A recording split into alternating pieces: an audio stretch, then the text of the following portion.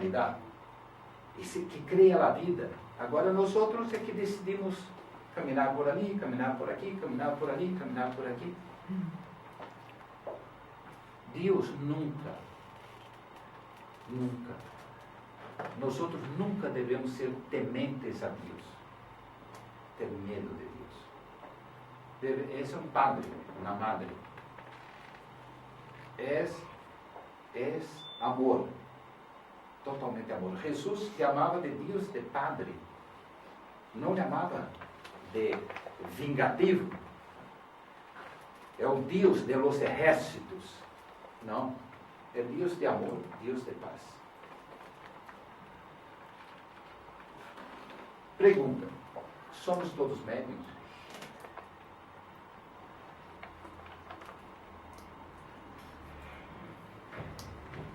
A glândula pineal e a mediunidade. Aqui eu vou falar de duas pessoas. Luiz Pasteur, que foi quem hizo a invenção das vacunas contra a paralisia. Não é assim?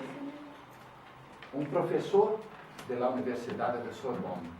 Um dia, ele estava no autobus, cerca da universidade, já um anciano, e estava sentado ao seu lado um estudante de medicina, e ele estava lendo um livro, a Bíblia, este anciano. O estudante de medicina, do 4º ano de medicina, disse a ele: vosotros, tu estás lendo isto?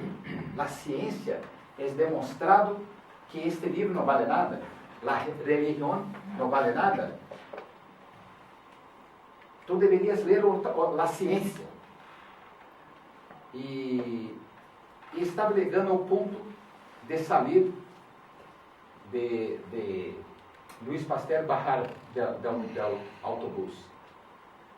E se nós tivéssemos mais tempo, eu iria convencer o senhor a não ler esse livro mais. Eu tenho alguns livros de ciência que tu poderias ler. Luiz Pasteur disse: oh, que pena, eu vou barrar aqui agora, mas tu poderias me ensinar esses livros. Correu lá a sua tarjeta, entregou a essa pessoa e saiu do trem, do autobus, barrou.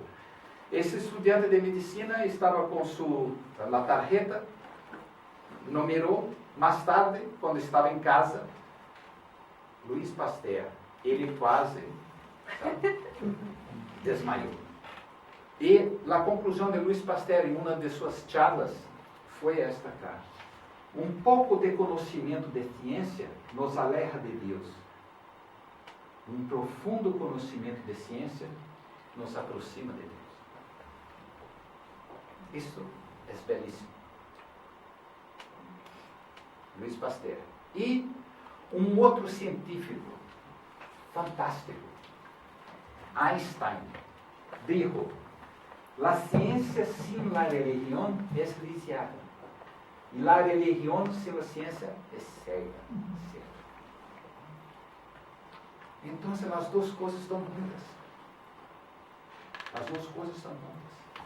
E o Espiritismo ha pensado agora uma fase muito importante de descobrir a ligação mediúnica entre o cérebro e o mundo espiritual, através de uma glândula, que na antiguidade ele chamava de terceiro ojo.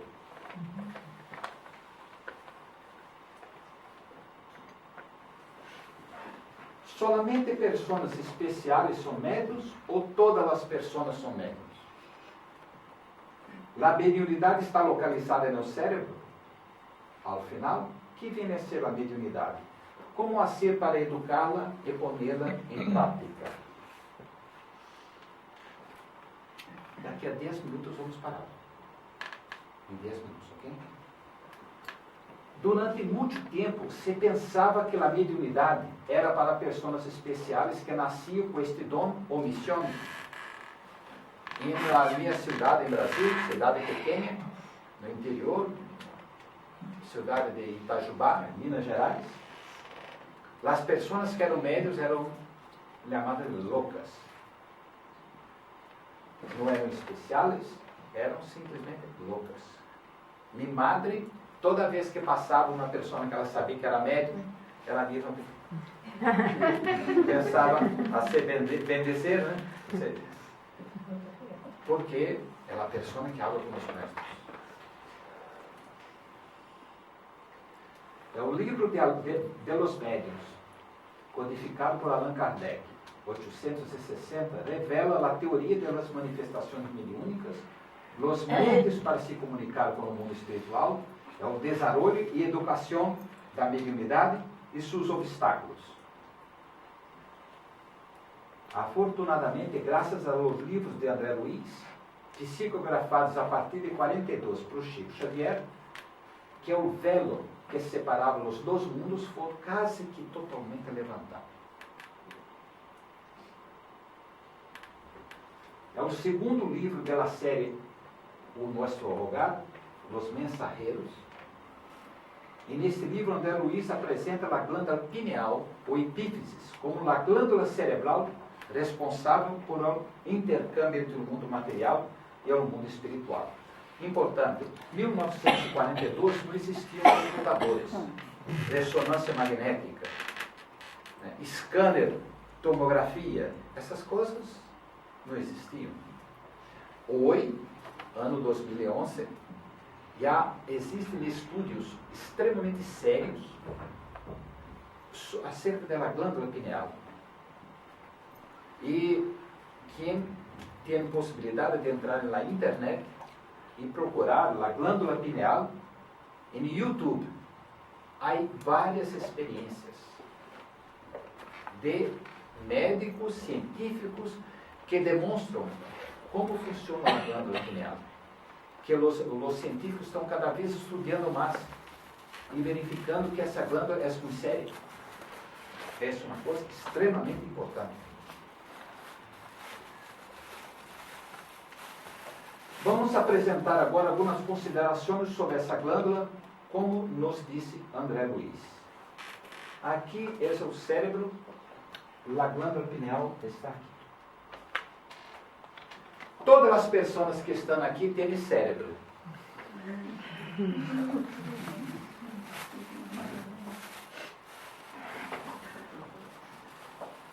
Então, todas as pessoas têm essa glândula.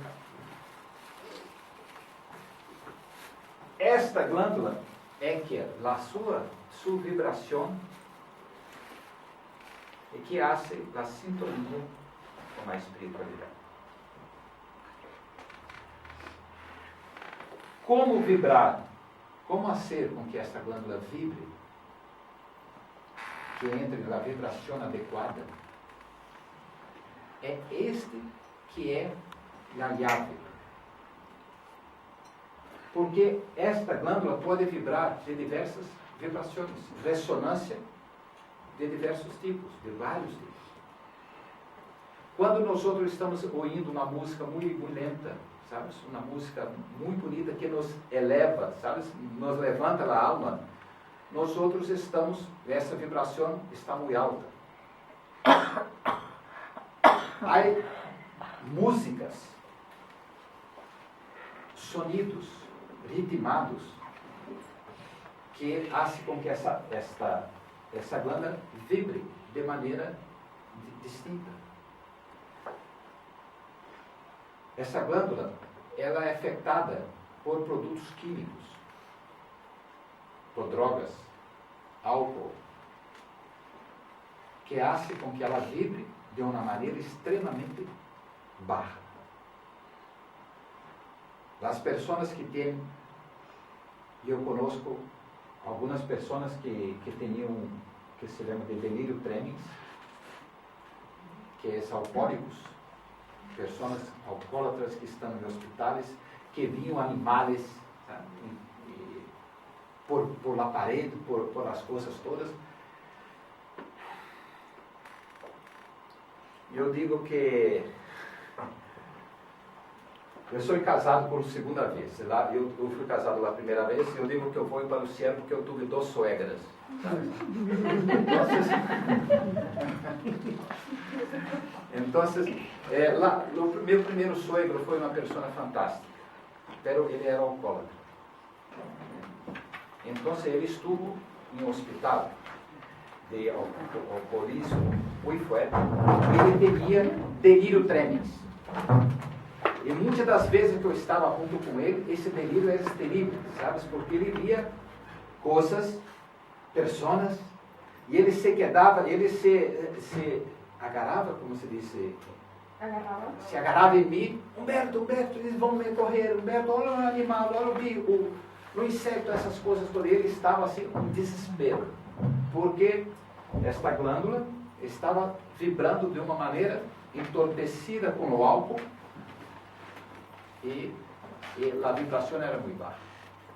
As pessoas que usam drogas pesadas, sabe, LSD e outras drogas, acham que essa glândula também vibra de maneira baixa e as pessoas veem coisas terríveis. Outras dimensões, outras vibrações malas. A música, também a música ritmada. Em Brasil é muito comum, não sei se aqui é banda, é tipo de... Santeria. Como? Santeria. Conhecido aqui como santeria. Ok. E o sonido de los tambores, aquele sonido, hace essa glândula vibrar uma outra vibração. Então, como nós temos que fazer com que essa glândula vibre de maneira adequada? Depende de nós. Ok? Vamos pegar um pouquinho mais para dar um intervalo. Do livro Missioneiros de la Luz. Em los primeiros capítulos desse livro, André Luiz, espírito, está numa reunião mediúnica e observa o cérebro de um médium que está conectado com entidades superiores. E ele descreve este fenômeno.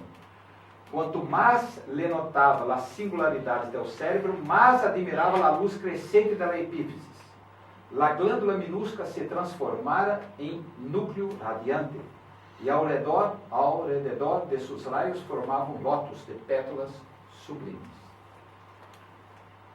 Examinei atentamente os demais encarnados. Em todos eles, a glândula apresentava notas de luminosidade, pero em nenhum brilhava como em el intermediário em serviço. Sobre este núcleo, semelhante agora a uma flor resplandecente, caíam luzes suaves de lo mais alto, reconhecendo eu que ali se encontrava em juego vibrações delicadíssimas, imperceptíveis para mim. Devido à perplexidade de André Luiz, comparando seus conhecimentos da medicina clássica sobre a glândula pineal e a nova visão que agora tinha sobre ela, esclareceu o instrutor Alejandro, que é um médico.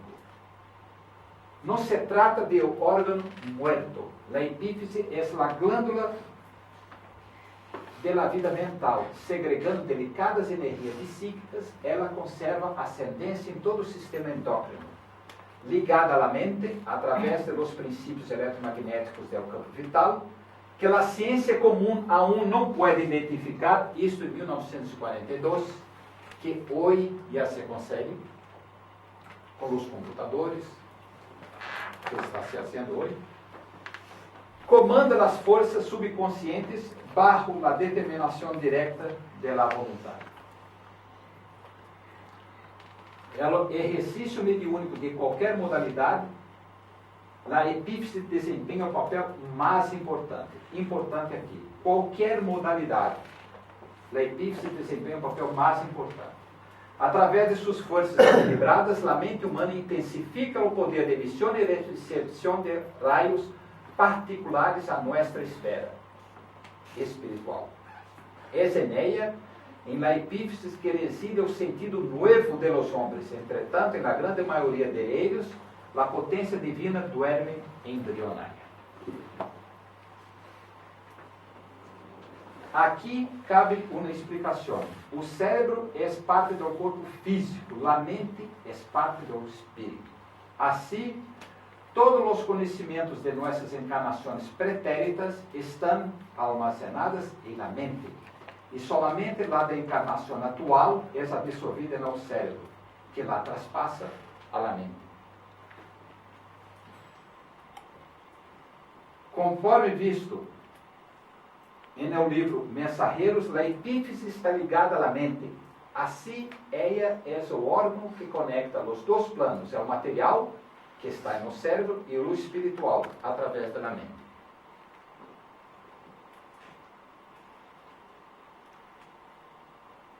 Hemos visto também que no médio que se ligava às entidades superiores, a epífise era vista como um núcleo radiante, cujos raios em seu alrededor formavam nódulos de pétalas sublimes.